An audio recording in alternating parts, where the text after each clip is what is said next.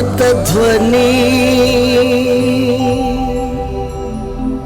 సిలువ ధ్వని వినువారి హృదయాలలో విజయధ్వని.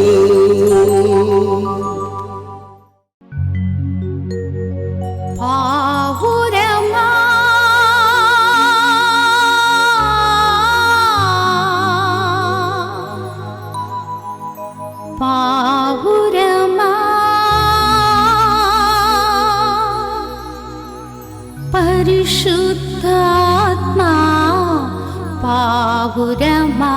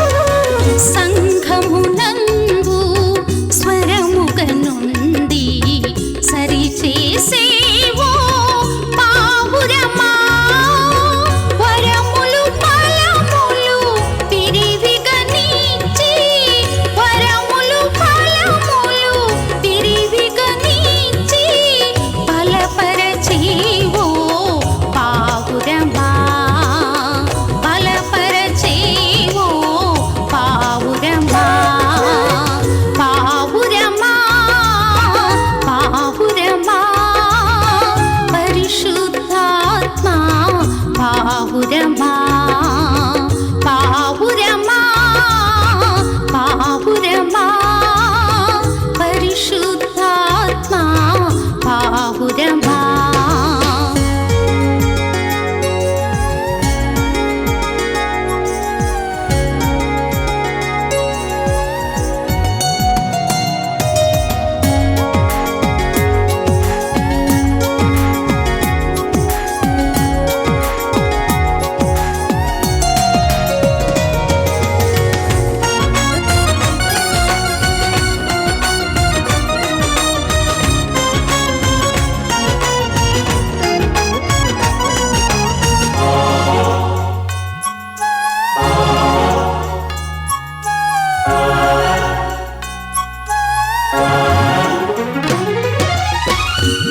సంఘమునకు పయనము చేయుచు ప్రేమతో కాయు పావురమా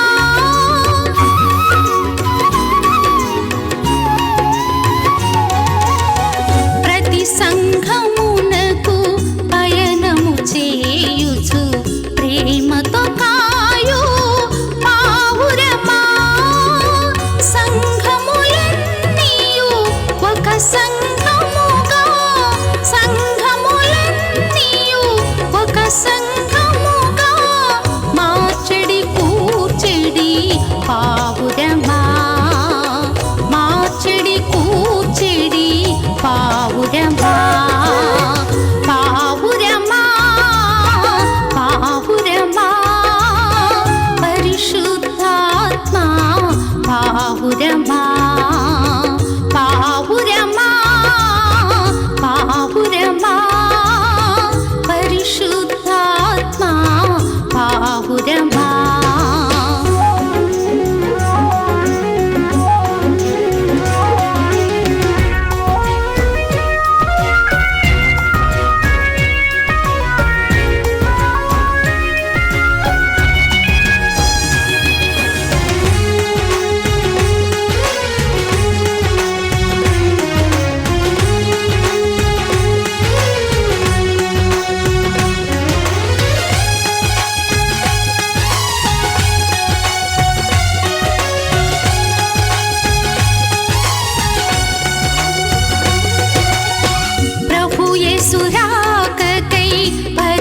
పరిశుద్ధాత్ముడు పయనము చేయ పిలిచెనుగా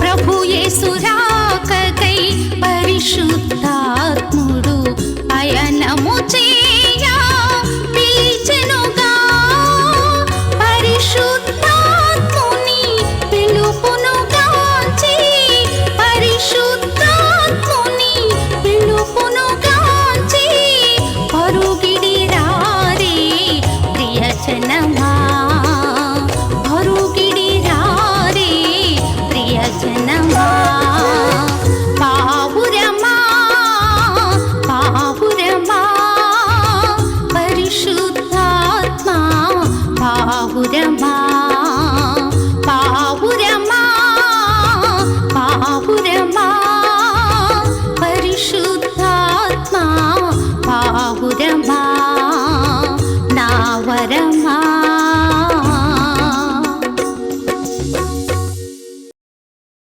మొదటి వచ్చిన 5 అధ్యాయం చదివి ఒక్కసారి సహాయం చేయండి.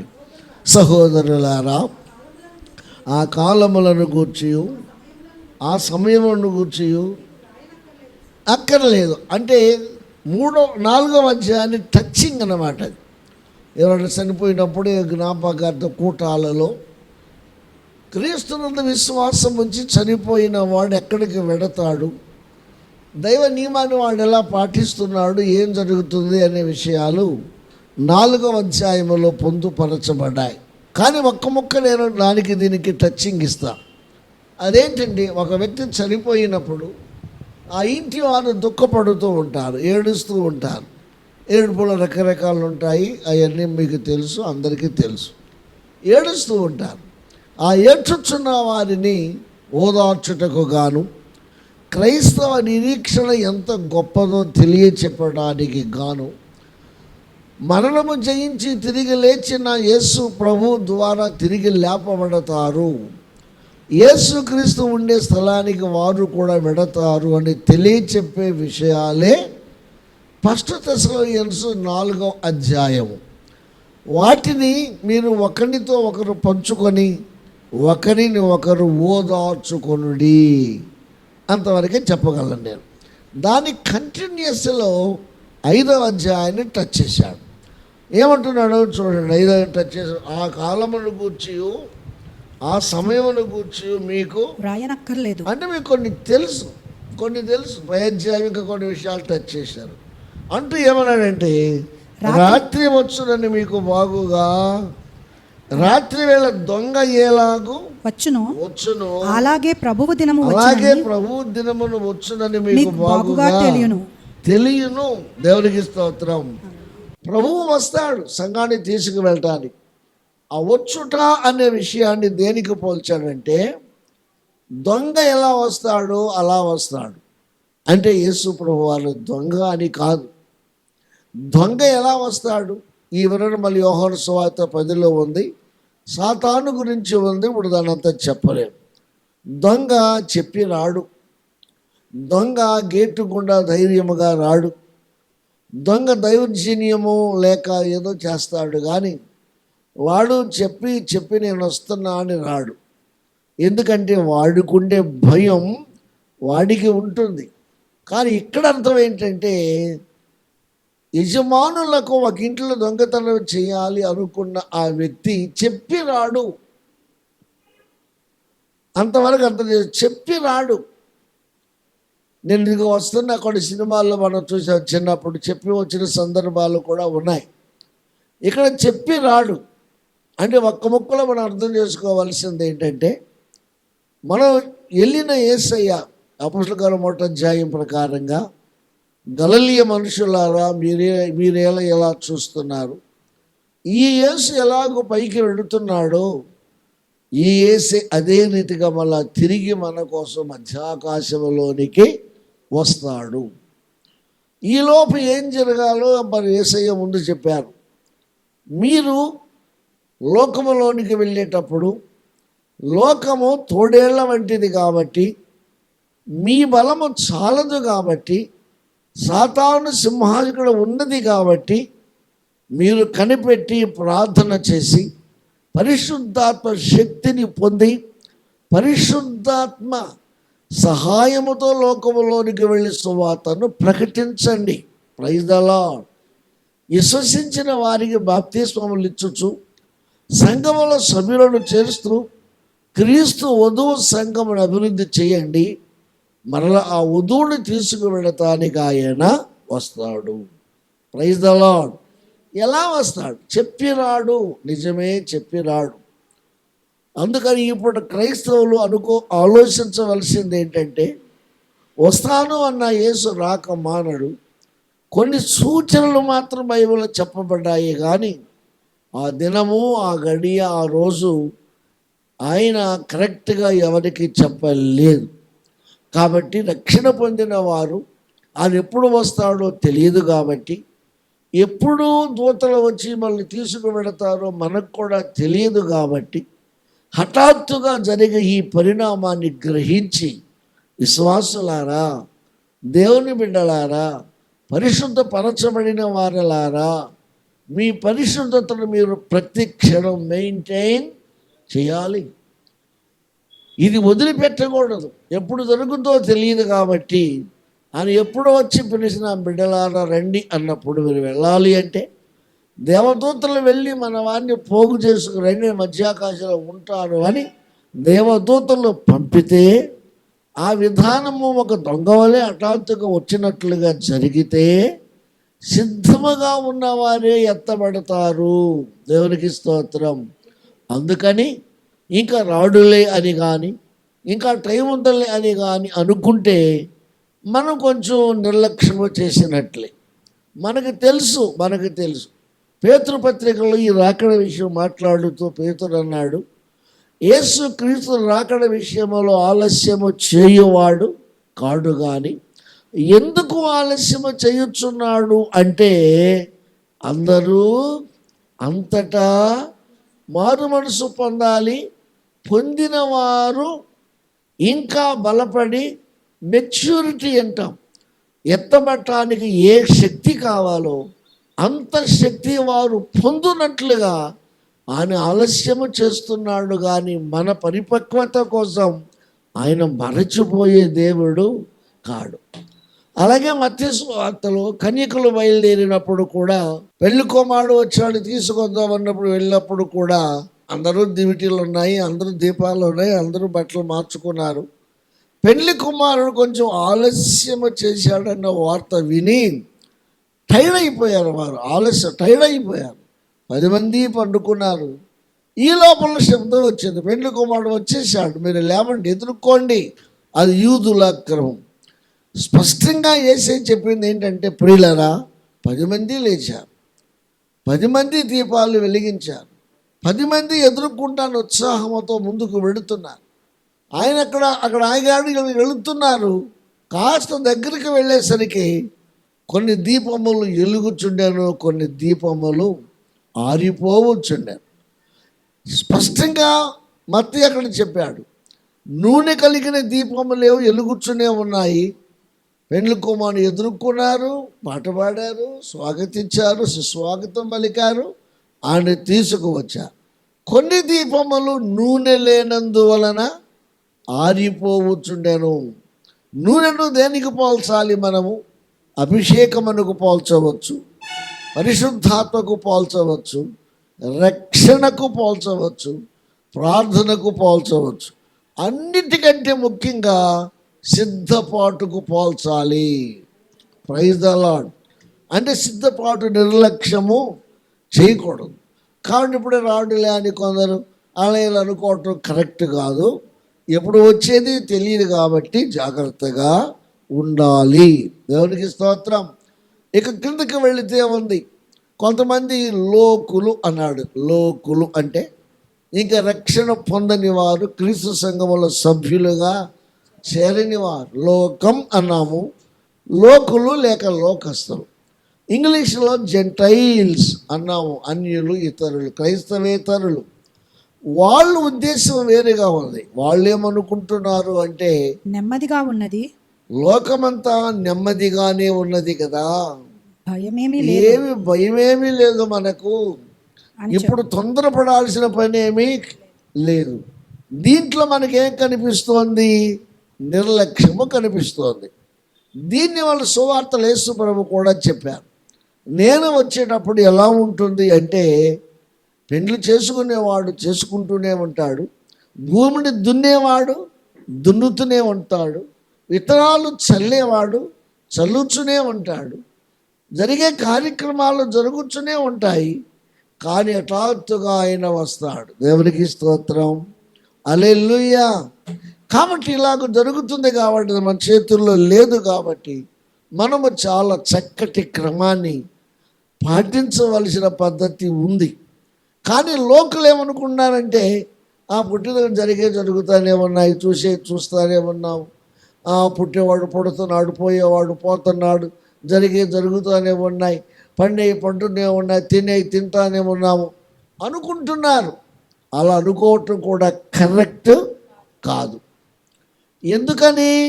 గర్భిణీ స్త్రీకి ప్రసవ వేదన ఎలా హఠాత్తుగా వస్తుందో, అలాగే నిర్లక్ష్యము చేసే వారి మీదికి నాశనము కాసుకొని కూర్చుంది.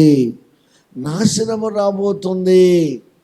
ఎందుకు? వాడి స్థితిని బట్టి, వాడు చేస్తున్న కార్యముల వలన ఎప్పుడు నాశనం వస్తుందో తెలియదు. పాపము వలన వచ్చు జీతం మరణం. నీ పాపమే నిన్ను తరుముతుంది. నీ పాపము నిన్ను, దాని ఫలితము నీడవలే నిన్ను ఎంబడిస్తుంది. ఈ 2 హెచ్చరికలు ఇచ్చాడు. రక్షింపబడిన వాడు నిర్లక్ష్యము చేయకూడదు. పొందని వాడు ఎంత త్వరగా పొందితే అంత మంచిది. ఇదండి. అవన్నీ చెప్పి అక్కడి నుంచి 1 by 1 చెప్పుకుంటూ వచ్చి 9వ వచనం వచ్చేసరికి ఇంతకీ మీరు నిర్లక్ష్యం చేసి అసలు మారకుండా మీరు నశించిపోవడం దేవుని ఉద్దేశమా, ఆయనకి ఇష్టమా? లేక అందరూ మేలు పొంది రక్షణ పొందుట ఇష్టమా? నిర్లక్ష్యం చేసేవాడు కూడా నిర్లక్ష్యాన్ని విడిచిపెట్టి పాపములో పడి, లోకములో పడి, లోకాశల్లో పడి ఇష్టానుసారముగా జీవించుట మంచిది కాదు. ఎంత త్వరగా యేసు ప్రభువులోనికి వస్తే అంత మంచిది.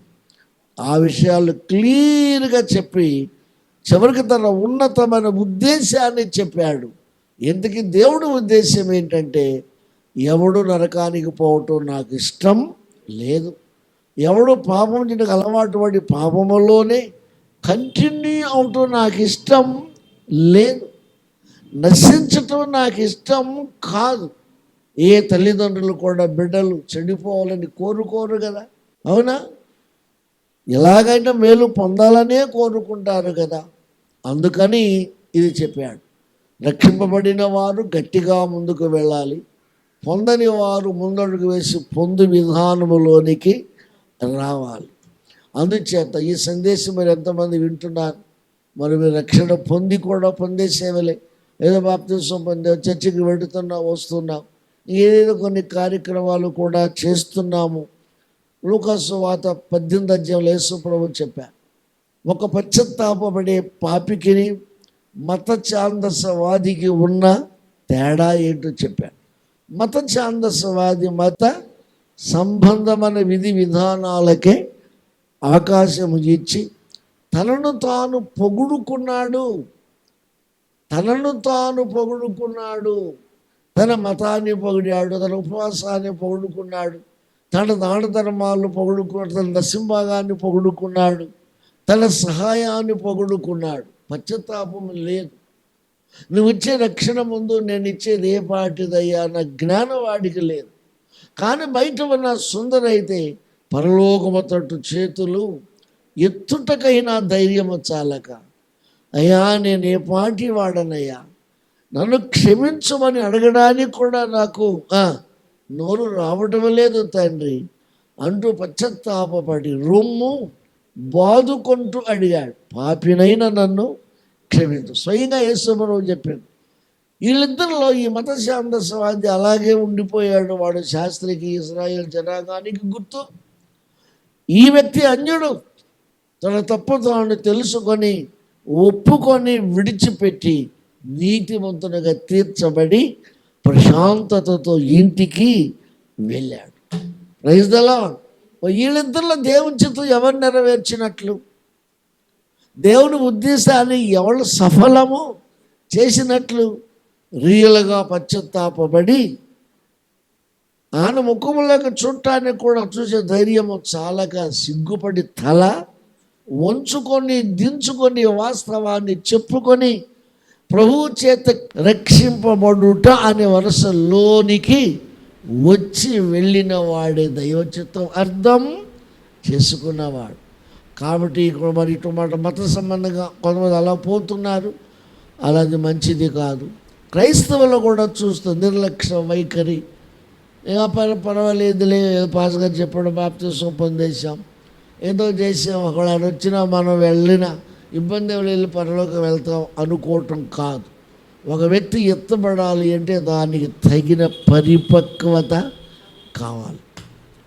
సొలొమోను అన్నాడు, నాకు ఒక చెల్లెలు కలదు, ఆమెకు ఇంకా ఈడు రాలేదు అన్నాడు. షుల్లమితి విషయంలో ఒక పరిపక్వత ఉంటుంది. కాబట్టి విశ్వాసులారా బలముగా ప్రార్థన చేయండి, లోపములుంటే దిద్దుకునే ప్రయత్నము చేయండి. ఎత్తబడుట అనేది సామాన్యమైన విషయము కాదండి. పరలోకానికి వెళ్ళి ప్రభువుతో ఉండటం కూడా మనం అనుకున్నంత ఈజీ కాదు. కాబట్టి నిద్రపోవద్దని పోయి వచ్చిన మన చీకటి వారము కాము, మనం వెలుగు సంబంధులము. వెలుగు సంబంధాలు ఎలుగుగానే ఉందాం, మెళకువ కలిగి ఉందాం, ధైర్యముగా ఉందాం.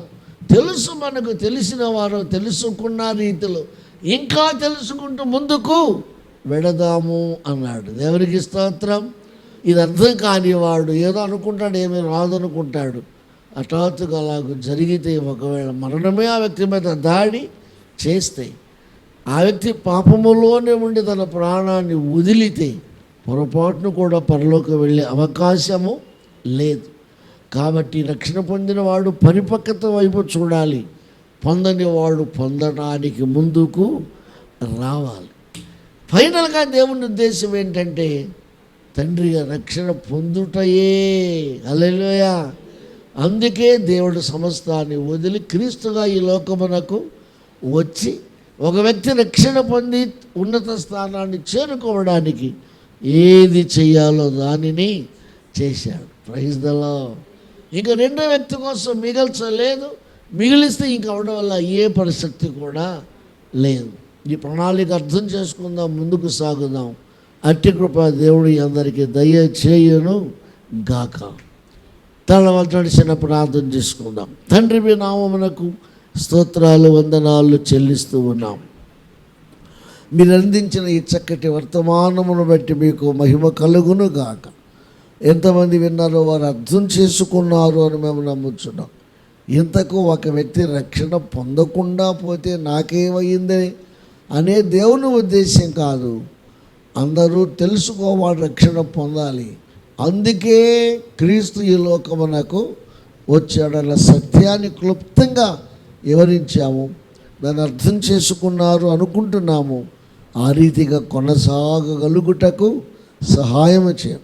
దేవుడు లోకమును ఎంతో ప్రేమించాను, దాని చాటు ఉన్న అర్థం గ్రహించే మనసు దయచేది. ఇదిగో లోక పాపమును మోసుకొని పోవు దేవుని గొర్రె పిల్ల. ఆ విషయాన్ని కూడా వారు అర్థం చేసుకుని ముందుకు రాగలుగుటకు సహాయం చేయమని, ఈ విషయంలో సహకరి బిడ్డలందరినీ దీవించమని యేసు నామమున వేడుకొనుచున్నాము తండ్రి. ఆమేన్, ఆమేన్. తండ్రి అయిన దేవుని ప్రేమయో, కుమారుడైన యేసుక్రీస్తు కృపయు, పరిశుద్ధాత్మని సన్నిధి, సహవాసము, సమాధానము ఈ లైవ్ కార్యక్రమం పాలివారైన ప్రతి వారికి, ఈ విషయంలో సహకరించిన ఏర్పాటు చేసిన అందరికీ సదా తోడై తోడై తోడై నడిపించునుగాక. ఆమేన్. మిమ్మల్ని దేవుడు దీవించునుగాక. ప్రైజ్.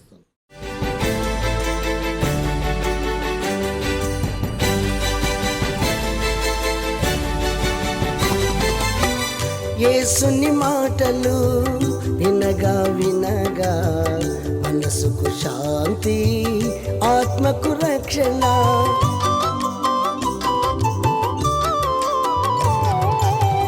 యేసుని మాటలు వినగా వినగా మనసుకు శాంతి, ఆత్మకు రక్షణ. యేసుని మాటలలో విలువను ఎరిగినచో, యేసుని మాటలలో విలువను ఎరిగినచో నీ బ్రతుకంతా మేలే మేలుగా, నీ బ్రతుకంతా మేలే మేలుగా. వినగా వినగా యేసు సువార్త కలుగును హృదయాలలో విశ్వాసం. వినగా వినగా యేసు సువార్త కలుగును హృదయాలలో విశ్వాసం. అందుకే అందరూ రండి, కూర్చోండి, వినండి. అందుకే అందరూ రండి, కూర్చోండి, వినండి. యేసయ్య మాటలు వినండి.